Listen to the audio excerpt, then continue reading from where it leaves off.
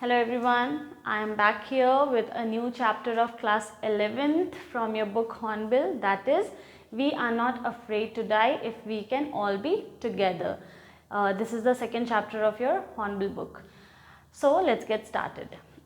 First I would like to tell you about the heading of the chapter.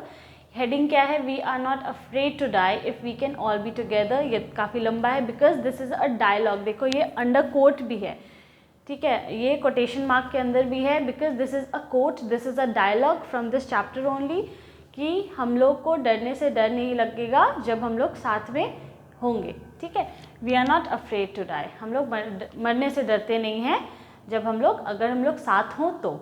आपको समझ में आ रहा होगा चैप्टर के हेडिंग से ही कि कुछ ऐसा है जो कि एडवेंचरस है या लाइफ एंड डेथ सिचुएशन होगी तभी किसी ने ऐसा कुछ डायलॉग बोला है. So let's find out. But before that we will discuss here on the board that you can see that there are two names written on the board. These are the names of the authors who have written this chapter. यहाँ पे दो authors के नाम हैं. Generally हमारे पास एक नाम होते हैं author या writer के. So here we have two names. So what about that? Let's find out. So here is Gordon Cook and Alan East. दो नाम हैं यहाँ पे, Gordon Cook and Alan East. दो writers की ज़रूरत क्यों पड़ी? Because Gordon Cook was actually a businessman. ये एक बिजनेसमैन थे और एलन ईस्ट एक राइटर थे. राइट. सो गॉर्डन कुक, ये जो चैप्टर है ये actually it is a real life experience of Gordon Cook. This is not a story, this is not a fiction. ये कोई बनावटी कहानी नहीं है. This is actually real life experience of mister Gordon Cook. ये Gordon Cook का उनका खुद का फेस किया हुआ इंसिडेंट है, रियल लाइफ इवेंट है, which he wanted to pen down, जो वो लिखना चाहते थे. So he was not a writer, वो कोई राइटर तो थे नहीं. So he took help of Alan East. तो उन्होंने एलन ईस्ट का, जो कि एक राइटर थे, उनकी हेल्प ली and they both co-authored it together. Okay, और इन्होंने दोनों मिलकर के इस चैप्टर को, इस स्टोरी को लिखा. So I'm repeating again, this chapter, this story is the real life incident of Mr. Gordon Cook. He wanted to pen it down, he wanted to write it down. So he, with the help of Alan East, जो कि एक writer है, he wrote it down in the form of a story, जो कि आज हम लोग पढ़ रहे हैं. Alright. Now, before starting the chapter, I would like to go to the background of the story. Story का background क्या था? Gordon Cook, he was a businessman, लेकिन इनके कुछ हॉबीज़ भी थी. ये शौक़ रखते थे सेलिंग का या कुछ एडवेंचरस करने का, ठीक है, कुछ रोमांचक करने का. एक 200 साल पहले एक कैप्टन थे, जेम्स कुक. ठीक है, 200 साल पहले, 200 ईयर्स पहले कैप्टन जेम्स कुक एक नेवी कैप्टन होंगे या सेलर होंगे. कैप्टन वर्ड से समझ में आ रहा है कि ही वॉज अ सेलर, वो एक सेलर थे. और इन्होंने एक वॉयज किया था. वॉयज का मतलब होता है समुद्री यात्रा. पूरे दुनिया का एक चक्कर लगाया था. ठीक है.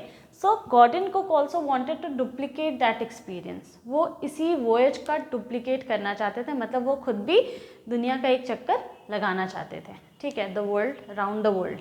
उस वॉयज का नाम था round the world. Round the world, दुनिया का चक्कर लगाना. ओके. सो ये एक वॉयज था. वॉयज मीन्स समुद्री यात्रा, समंदर में यात्रा करना, सफ़र करना, that is voyage. So he wanted to, Gordon Cook like captain James Cook, he wanted to go on a world tour, लेकिन थ्रू सी रूट. वो समंदर के रास्ते से दुनिया का यात्रा करना चाहते थे और गोल राउंड द वर्ल्ड. सो उसी वॉयज के दौरान, इसी यात्रा के दौरान, इसी जर्नी के दौरान कुछ ऐसा होता है, कुछ बहुत एडवेंचरस, कुछ बहुत भयानक होता है, जिसके बाद ही डिसाइडेड टू, और उसके बाद ही सर्वाइव्ड ऑल्सो. वो सर्वाइव भी करते हैं और he after that, after facing that life threat, अपनी ज़िंदगी को मौत के मुंह में रख के और वहाँ से बाहर आकर के जब ही सर्वाइव, व्हेन ही वो बच गए, then he decided to write down his experience, और तब उन्होंने ये चैप्टर को लिखा. So now we will start. कि दिन क्या था. And after the chapter I will discuss the themes of the chapter also. Right now I am not writing the themes of the chapter, but धीरे धीरे जैसे जैसे हमारे पास नया नया थीम्स आता जाएगा I would tell you. Okay, so in July 1976 my wife Mary, son Jonathan 6, daughter Suzanne 7 and I set sail from Plymouth, England to duplicate the round the world voyage made 200 years earlier by Captain James Cook. ये कब की बात है, ये कौन से दिन का इंसिडेंट है, कौन से दिन नहीं, ये किस दिन से ये कहानी शुरू हुई है, that is 16th July 1976. 16th जुलाई वेरी इंपॉर्टेंट डेट, MCQ में पूछा जाता है. 1976 को इन्होंने अपनी जर्नी शुरू की थी. आई सेट सेल का मतलब मैंने अपनी जर्नी शुरू की. सेल का मतलब होता है वाटर पे चलना, वाटर पे बोट चलता है, शिप चलता है, तो उसको सेलिंग कहते हैं. ठीक है, सो ही सेट सेल मतलब वो अकेले नहीं थे उस जर्नी पे, उनकी पूरी फैमिली थी. कौन कौन था? उनकी वाइफ जिसका नाम था मैरी, उनका बेटा his name was Jonathan, his daughter Suzanne. उनके बेटे की उम्र क्या हो रही थी?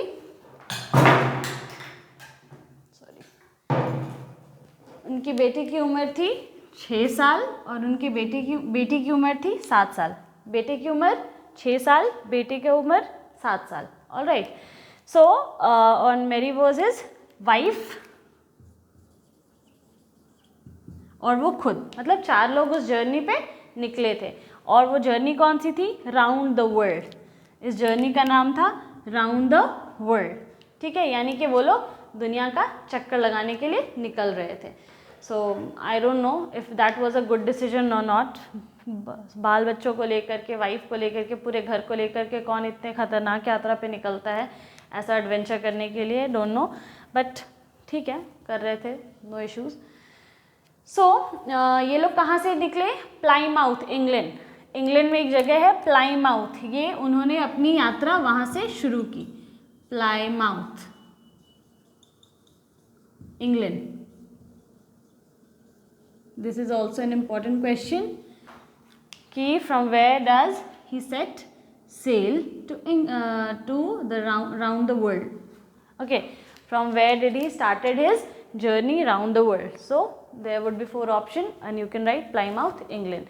कहाँ से उनकी यात्रा शुरू हुई थी, कहाँ से उन्होंने अपनी जर्नी शुरू की थी, from where did Gordon Cook और from where did the narrator started to sail. Okay, so start to sail, this can be the question. From where did the author or the narrator start to sail? Okay, this can be the question. Yeah, from when did he start sailing? ये भी question आ सकता है. तो this is the answer. Who was there with him in his journey? How many people were there? तो how many people अभी नहीं बताऊंगी मैं, because there were 2 more people, और भी लोग थे. But from his family, his wife, his son, his daughter was there, and the age of his son was 6 and the age of his daughter was 7. All right. Now, for the longest time, Mary and I, a 37-year-old businessman, had dreamt of sailing in the wake of the famous explorer, and for the past 16 years, we had spent all our leisure time honing our seafaring skills in British waters. अब for the longest time, काफ़ी दिनों से, मेरी and I, मतलब ये अकेले इस adventure में शामिल नहीं थे. मेरी, इनकी जो वाइफ थी मेरी, इनका भी ये सपना था, इन दोनों का ये सपना था. इन्होंने सपना देखा था, मतलब इनका एक ऐसा फैंटेसी था, इनकी इच्छा थी कि ये इस यात्रा पे जाएं, क्योंकि ये इस फेमस एक्सप्लोरर को, ये फेमस एक्सप्लोरर, ठीक है, जो जगह जगह घूमता है, नई नई चीज़ें देखता है, उसको एक्सप्लोरर कहते हैं. उसी तरीके से इस फेमस एक्सप्लोरर को वो in the wake of the famous explorer, wake of the famous explorer का मतलब होता है इसके ऑनर में, ठीक है, इसके सम्मान में, या इनको इनसे इंस्पायर्ड होकर के, इनसे प्रेरणा लेकर के ये लोग इस यात्रा का सपना देखे, कौन, मैरी और गॉर्डन कुक, ये अपने ये दोनों इनसे इंस्पायर होकर के, इनसे प्रेरणा लेकर के, इनसे प्रेरित होकर के इन्होंने ये सपना देखा कि एक दिन ये लोग भी ऐसी यात्रा करेंगे और वर्ल्ड फेमस बनेंगे। और जब भी इनको खाली समय मिलता था, इनकी वाइफ को, गॉर्डन कुक को और मैरी को, जब भी खाली समय मिलता था, लीजर, लीजर मीन्स खाली समय, LEISURE, दैट इज लीजर, जो खाली समय होता है हमारे पास, दैट इज कॉल्ड लीजर। इस समय ये क्या करते थे, they honing their skill, honing our seafaring skill, this is very important line from your book, honing our seafaring skill. Okay, owning our seafaring skill means, owning का मतलब होता है शार्प करना। जैसे हम लोग किसी चीज़ का को धार करते हैं ना, जैसे हमारे में स्किल्स होता है, कुछ हुनर होता है, तो आप जब समुद्री यात्रा पे आप गाड़ी चलाते हो, गाड़ी ड्राइविंग सीख रहे हो, तो आप बार बार जब तक प्रैक्टिस नहीं करोगे या सड़क पर जब तक गाड़ी लेकर के नहीं उतरोगे, तो you will not own your skill, आप में वो शार्पनेस नहीं आएगी, आप हमेशा डरते रहोगे, तो उसके लिए प्रैक्टिस चाहिए। So for this sailing also, for this voyage also, they need to hone their skills. उनको अपना सी फारिंग यानी कि समंदर में चलने के लिए, समंदर में यात्रा करने के लिए उनको अपने हुनर को शार्प करने की ज़रूरत थी, क्योंकि समंदर में आपके पास सड़क ऐसा नहीं है कि सड़क मिल गई, वहाँ पे कोई अगर कुछ ख़राब हो जाता है या किसी तरीके का कोई एक्सीडेंट हो जाता है या किसी तरीके का कोई ज़रूरत पड़ जाता है, टायर पंचर हो जाता है, तो कैसे सड़क पे कोई होता है जिससे आप वहाँ पे टायर का दुकान है, पंचर का दुकान है, थोड़े आगे चले जाओ, हेल्प मांग लो, या वहाँ से गैराज में से किसी को ले आओ, मैकेनिक आ जाएगा, रिपेयर कर दे। लेकिन आपको समंदर में ना मैकेनिक मिलेगा, ना गैरेज मिलेगा, और बोट में टायर्स नहीं होते हैं स्टिल, और भी कुछ चीज़ें अगर ख़राब हो जाती हैं तो वहाँ पे कौन रिपेयर करेगा। तो उसके लिए आपको हर तरीके से निपुण होना पड़ता है, you have to be skilled, आपको हर तरीके से हर कुछ आना चाहिए।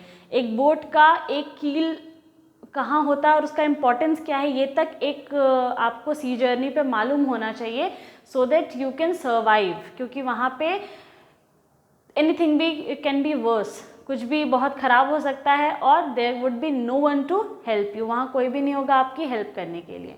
ऑलराइट, सो मैरी और गॉर्डन को जब भी उनको खाली समय मिलता था, सो they went to hone their skill, वो अपने स्किल्स को शार्प करते थे, अपने हुनर को, और क्या बोलते हैं, संवारते थे और अच्छा बनाते थे, अपने आप प्रैक्टिस करते थे, ताकि वो लोग को किसी तरीके का कोई दिक्कत, जब उनकी जर्नी हो तब उसमें कोई भी दिक्कत ना आए। नाउ इन ब्रिटिश वाटर यानी कि जहाँ पे इंग्लैंड में वो रह रहे थे, इसीलिए उसको ब्रिटिश वाटर यानी समंदर, जो ब्रिटिश समंदर था, ब्रिटिश वाटर उसको बोला गया है, ब्रिटिश सी में। Okay, our boat Wave Walker, a 23 metre 30 ton wooden hulled beauty, had been professionally built, and we had spent month fitting it out and testing it in the roughest weather we could find. अब एक और important नाम यहाँ पे आता है, that is wave walker, ये उनके बोट का नाम है, ठीक है। जैसे टाइटैनिक थी वैसे ही उनके बोट और शिप जो भी था जिससे भी वो लोग सेल करने जा रहे थे, that was not actually a boat, वो छोटा सा शिप से छोटा और बोट से बड़ा, ठीक है, वैसा कुछ था जिसका नाम था वेव वॉकर। और ये इसकी लंबाई थी 23 मीटर, उतना बड़ा था ये, तो आप इमेजिन कर सकते हो कि that was not a boat, वो कोई छोटा सा नाव नहीं था, वो नाव उसको बोला गया है बिकॉज वो शिप के जितना बड़ा नहीं था।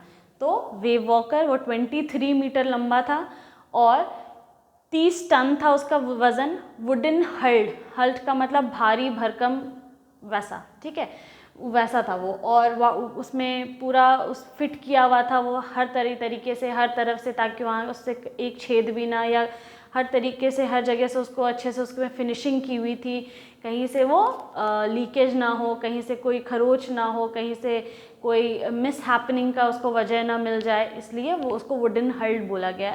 Tightly packed. ओके, तो दैट उसका नेम था, the name of the ship was wave walker, ये भी आ सकता है। एंड इट वॉज ब्यूटिफुल, इसीलिए उसको ब्यूटी भी बोला गया। The boat was very beautiful, had been professionally built, ऐसा नहीं है कि इन्होंने खुद बनाया था उसको, दैट वाज प्रोफेशनली बिल्ट। मतलब जैसा एक शिप होता है उसमें जो भी डिज़ाइंस होते हैं, तो एक शिप को ऐसे नहीं है कि आप किसी भी स्ट्रक्चर का कोई भी वुडन ऑब्जेक्ट उतार दोगे समंदर में तो चलने लगेगा, नहीं। वुडन शिप जो है उसको प्रोफेशनली बनाया जाता है, उसकी बॉडी स्ट्रीमलाइंड होती है, वो उसमें वैसी चीज़ें होनी चाहिए कि वो समंदर में हर एक चीज़ को फेस कर सके, वो तैर सके, वो काफ़ी लंबा यात्रा कर सके। So that can only a professional can do, उसको सिर्फ एक प्रोफेशनल ही कर सकता है उसको। जैसे एक घर एक आर्किटेक्ट बना सकता है, जैसे एक गाड़ी को ऑटोमोबाइल इंजीनियर बना सकता है, वैसे ही बोट को भी उसके प्रोफेशनल्स ही बना सकते हैं। And we have spent months fitting it out, इन्होंने भी काफ़ी उसमें अपना जो अपने हिसाब से जो फिटिंग करना था वो सब किया हुआ था, क्योंकि अपने कन्वीनियंस के हिसाब से उसको तैयार भी तो करना था, कहाँ पे क्या चीज़ें रखनी हैं। कई बार इन्होंने उसको टेस्ट के लिए भी उतारा, जब भी रफ़ वेदर होता था तो ये लोग उसको समंदर में लेकर के जाते थे ताकि टेस्ट हो सके कि ये कितना ज़्यादा बर्दाश्त कर सकता है, ठीक है। क्योंकि जब बिजली कड़क रही है, उतना वेव्स है, अगर पटक रहा है, इधर उधर वो गिर रहा है तो कब टूटेगा, दीज काइंड ऑफ थिंग्स। जैसे गाड़ी की पहले टेस्टिंग होती है, टेस्ट ड्राइव्स लेते हैं हम लोग, या गाड़ी मार्केट में आने से पहले कंपनी में कई बार उसको टेस्ट किया जाता है कि ये वाला जो मेटल है ये कितने एक्सीडेंट्स को झेल सकता है, कितने टक्कर को झेल सकता है, कि कहाँ कहाँ एयर बैग्स होना चाहिए, दीज सॉर्ट ऑफ थिंग्स। वो भी वैसे इन्होंने भी अपने बोट को, अपने शिप को अच्छे से कई बार रफ वेदर्स में भी टेस्ट किया हुआ था। The first leg of our planned 3-year 1,05,000 kilometer journey passed pleasantly as we sailed down the west coast of Africa to Cape Town. इन्होंने जो इनका जो पहला फेज़ था इस जर्नी का वो था from Africa to Cape Town, वो इन्होंने पास कर लिया था। मतलब इन्होंने इस टाइम से अपनी जर्नी शुरू की और इनका फर्स्ट फेज़ जो था वो पास हो चुका था, उन्होंने पार कर लिया था। और जो फर्स्ट फेज़ था वो था अफ्रीका टू केप टाउन, वो यात्रा इन्होंने पार कर ली। और वो कितना किलोमीटर का था? 1,05,000 किलोमीटर्स का था वो, सॉरी 1,05,000 किलोमीटर्स का था वो। और ये इन्होंने अच्छे से क्लियर कर लिया था उसको। Therefore, before heading east, we took on 2 crewmen. अच्छा, अब जैसे क्या होता है कि बहुत लंबी जर्नी है तो थोड़े दूर तक हम लोग बस से चले, मान लो एयरपोर्ट तक जाना है आपको, ठीक है, तो यहाँ से एयरपोर्ट तक हम लोग बस से, कार से चले जाते हैं ना, उसी तरीके से कुछ दूर तक यानी अफ्रीका टू केप टाउन क्या हुआ कि ये लोग खुद ही अपने से बोट को चला करके, शिप को चला करके चले गए, क्योंकि ये लोग काफ़ी निपुण थे भाई, काफ़ी स्किल्ड थे, इनको सब आता था। तो ये लोग वहाँ तक खुद चला के चले गए। लेकिन जब इन लोग को ईस्ट की तरफ हेड करना था, मतलब एक्चुअली सी में, समंदर में, ओशन में जाना था जब इन लोग को, तब इन्होंने 2 क्रू मेंबर को हायर किया। क्रू मेंबर का मतलब साथी, जो साथ में ट्रैवल कर रहे हैं। जनरली जो शिप में लोग होते हैं हेल्प के लिए, उनको क्रू मेंबर्स बोला जाता है, ठीक है। तो या हेल्पिंग पीपल जो असिस्ट करते हैं आपको, उनको क्रू मेंबर्स बोला जाता है। तो इन्होंने 2 क्रू मेंबर को हायर किया। एक का नाम था, एक अमेरिकन था,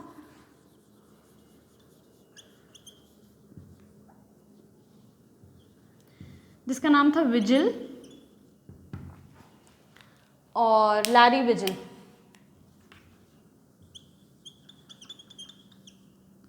लैरी विजिल। और दूसरा जो था उसका नाम था, वो स्विस था, यानी स्वीडन का होगा, और उसका नाम था हर्ब सीजलर। ओके, सो ये 2 क्रू मेंबर्स को उन्होंने हायर किया था ताकि उनको कभी भी किसी चीज़ की ज़रूरत पड़ सकती थी, और समंदर में यात्रा करने के लिए किसी और जानकार आदमी का होना बहुत ज़रूरी है, जो कि पहले से शिप में डेली ट्रैवल करता हो या जिसका काम ही यही है, उसकी ज़रूरत पड़ती है हमेशा, ठीक है। तो इन्होंने इन दोनों को हायर किया। To help us tackle one of the world's roughest sea, the Southern Indian Ocean. और इन्होंने इन दोनों को क्यों हायर किया? क्योंकि अब ये लोग कदम रखने जा रहे थे दुनिया के सबसे रफेस्ट सी में, सबसे डेडलीस्ट सी में, जिसका नाम है वो इंडियन ओशन, और जो कि ये लोग सदर्न पार्ट में ये लोग ट्रैवल करने वाले थे। इंडियन ओशन के सदर्न पार्ट में ये लोग ट्रैवल करने वाले थे, जो कि बहुत ही रफेस्ट और डेडलीस्ट सी माना जाता है। तो इसीलिए इन्होंने इन 2 क्रू मेंबर्स को हायर किया जिसका नाम था, एक अमेरिकन था जिसका नाम था लैरी विजिल, दूसरा स्विस था, स्वीडन का था जिसका नाम था एर sizzler. Okay, now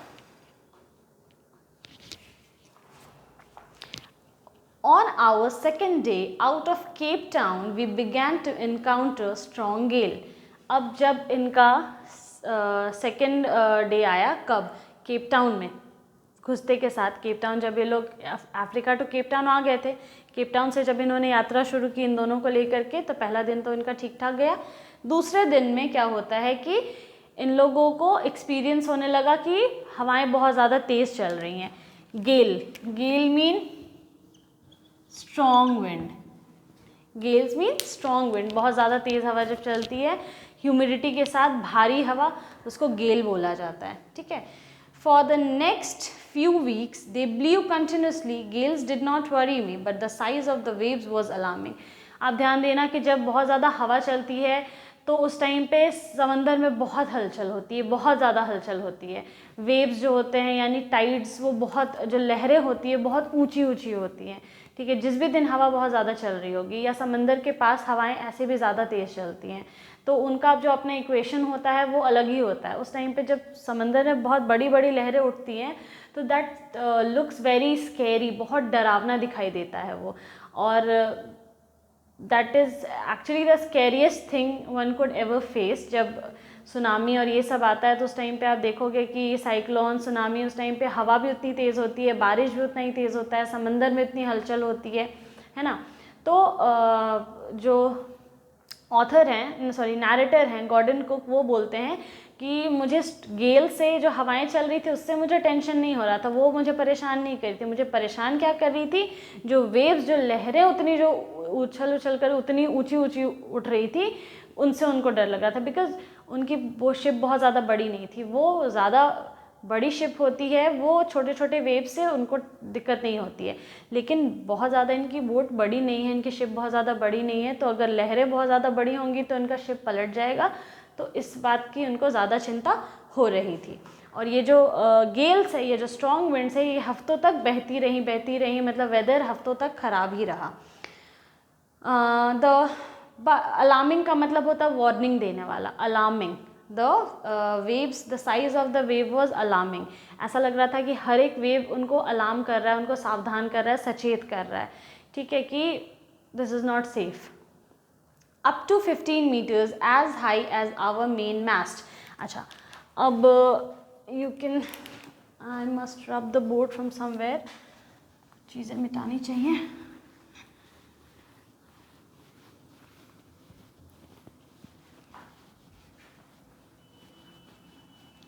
there are a lot of unfamiliar words in this chapter. बहुत सारे ऐसे अनफेमिलियर वर्ड हैं इस चैप्टर में जो कि हमने पहली बार सुने हैं, या जो न्यू है, जो डेली लाइफ में हम लोग यूज़ नहीं करते हैं, वो सारे वर्ड्स भी हैं इसमें.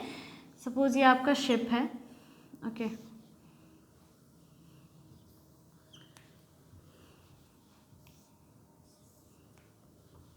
या उनका बोर्ड जैसा भी होगा.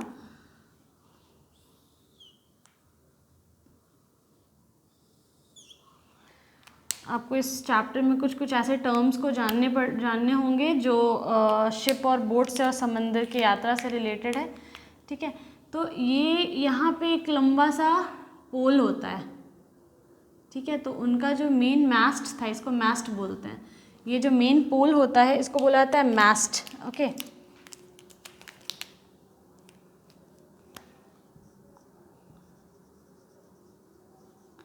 इनके जो बोट का, इनके जो शिप का जो मास्ट था वो 15 मीटर था. ठीक है, जो सबसे मेन वाला था. ऐसे बहुत सारे डंडे आपको शिप में नज़र आते हैं. बहुत सारे ऐसे पोल शिप में लगे होते हैं जिसमें कई सारे कपड़े भी लगे होते हैं. ठीक है, मैं आपको पहले ही बता देती हूँ. यहाँ से इस तरीके से एक कपड़ा नज़र आएगा आपको लगा हुआ. ठीक है, इस कपड़े को बोला जाता है जिब.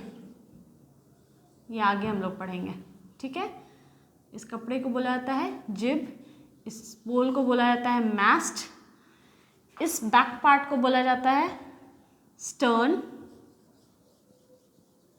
ठीक है, इस पूरे पार्ट को स्टर्न बोला जाता है.